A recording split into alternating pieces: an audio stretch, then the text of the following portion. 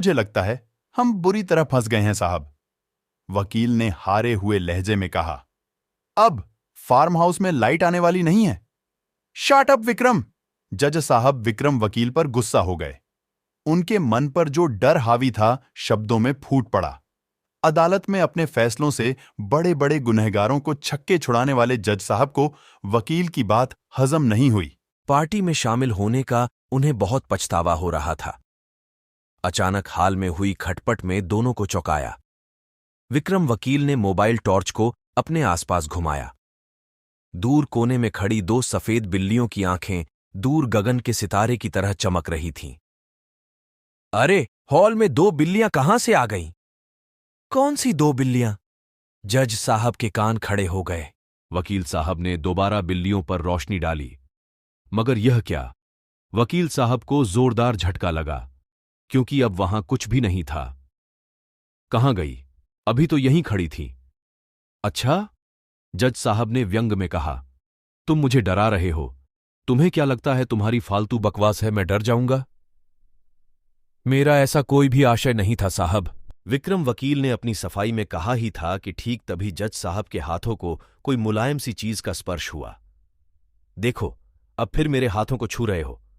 मैं तुम्हारी ऐसी घटिया हरकतों से डरने वाला नहीं हूं। Don't touch me, understand? What? Vikram की आवाज फट गई। विक्रम ने मोबाइल टॉर्च का प्रकाश जज साहब की ओर किया। जज साहब के पैरों के पीछे गोरी चमड़ी वाले दो मासूम बालक खुद को छुपाने की कोशिश कर रहे थे। दोनों के बदन पर कपड़े नहीं थे। वकील की आंखों में दुनिया भर का ताज्जुब था। क्या है मेरे पीछे? वकील की हरकत देखकर जज साहब ने अपने पीछे देखा। दूध में मिले चुटकी भर सिंदूर जैसी त्वचा वाले दो छोटे छोटे मासूम ठीक उनके पीछे खड़े थे। दोनों के चेहरे पर डर नाम की कोई चीज नहीं थी। विक्रम वकील अचानक नजर आए अनावृत बच्चों को देखकर सहम गया था। जिस तरीके की घटनाएं इस वक्त घट रही थीं, यह देखते हुए इस वक्त बच्चों की मौजूदगी डराने के लिए काफी थी। कौन हो बेटा? तुम यहां कैसे? जज साहब का वाक्य पूरा ना हो सका। बंदर की तरह छलांग लगाकर एक बच्चा जज साहब के गले से चिपक गया। आकस्मिक हमले से विक्रम वकील की ढिंगधी बन गई। दूसरा लड़का मौके का फायदा उठाए उससे पहले वकील समझ गया कि यह कोई साधारण इंसान नहीं है, इसलिए वह ठीक अपने बगल वाले कमरे में कूद गया। अचानक हुए हमले से जज साहब ने अपना संतुलन खो दिया। चीते के पंजे जैसी पकड़ से छूटना नामुमकिन था। जज साहब अपने बचाव के लिए कुछ भी नहीं कर पाए, या यूं कहे तो गलत नहीं होगा कि उनकी सारी कोशिश धरी की धरी रह गई। जज साहब की आंखें बाहर निकल आई थीं।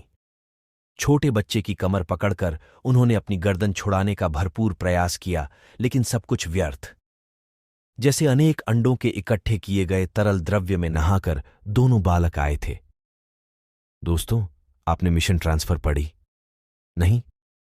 तो चलिए एक खौफनाक सफर पे।